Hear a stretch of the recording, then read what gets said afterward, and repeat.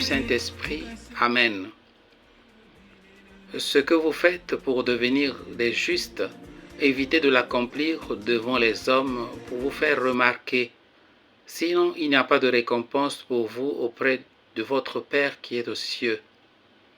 Chers frères et sœurs, c'est précisément par cette mise en garde du Seigneur Jésus à ses disciples que l'Église nous exhorte à commencer ce temps de carême, temps favorable pour la maturation de notre foi et l'amélioration de notre relation avec Dieu d'une part et avec notre prochain de l'autre. Il s'agit d'un temps consacré essentiellement à la conversion véritable. Or, la conversion décrit ou symbolise un mouvement de retour vers la maison du Père, d'où le péché nous éloigne toujours sous un prétexte de trouver mieux ailleurs ou de vivre mieux loin de la face du Père et de sa volonté, comme nous le lisons très souvent dans la parabole du Fils prodigue. Cet éloignement rend fragile notre lien avec Dieu et nous expose à tout danger, allant de la perte de la grâce, puisqu'il est la source des grâces, jusqu'à la mort spirituelle. C'est pourquoi le Seigneur Jésus nous fait cette mise en garde pour rétablir ou soigner ce lien avec lui et avec notre prochain. Et cela s'inscrit dans la continuité de ce que le Père a toujours fait, comme nous pouvons le lire dans cet oracle contenu dans le livre du prophète Joël, où il dit « Revenez à moi de tout votre cœur, dans le jeûne, les larmes et le deuil. Déchirez vos cœurs et non pas vos vêtements, et revenez au Seigneur votre Dieu, car il est tendre et miséricordieux, lent à la colère et plein d'amour, renonçant au châtiment. » C'est d'ailleurs le même langage que saint Paul tient devant les Corinthiens appelés à faire le même mouvement. Il dit « Par nous, c'est Dieu lui-même qui lance un appel.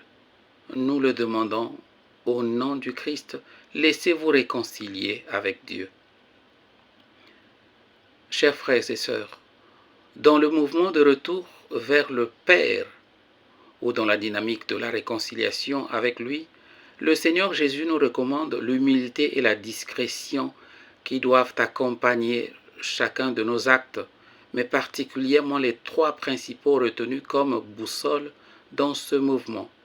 Il s'agit de l'aumône, ou la générosité vers les nécessiteux, la prière ou l'élan de cœur vers Dieu, et le jeûne perçu comme pénitence et privation. Ces trois actes ou domaines visent le même objectif, améliorer l'homme avec grande tâche pour le rapprocher de Dieu et de son prochain, comme cela se vit dans le royaume des cieux. La publicité et le m'as-tu vu, comme nous le disons souvent, annulent l'efficacité de cette dynamique et nous fait demeurer dans le péché, donc loin de la grâce de Dieu. Pour cela, un grand travail s'impose, un travail spirituel bien sûr. Or, nous savons que vivons désormais dans un monde hyper médiatisé ou trop médiatisé, un monde devenu une place ouverte où chacun veut savoir tout des autres et vice-versa.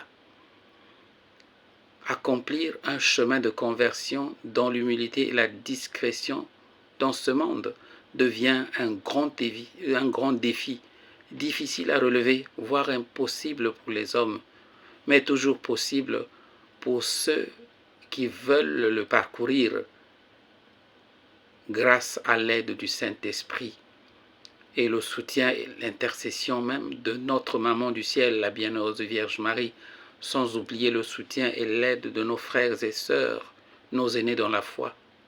Nous parlons là des saints et des bienheureux et bienheureuses.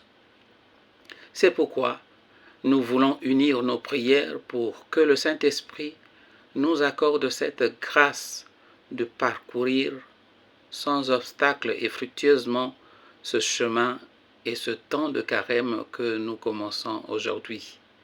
Que la Bienheureuse Vierge Marie, secours des chrétiens, en union avec son très chaste époux Saint Joseph, nous soutienne toujours par leur intercession, surtout dans les moments où il nous sera difficile de vivre pleinement notre foi et notre conversion dans l'humilité et la discrétion. Amen. Te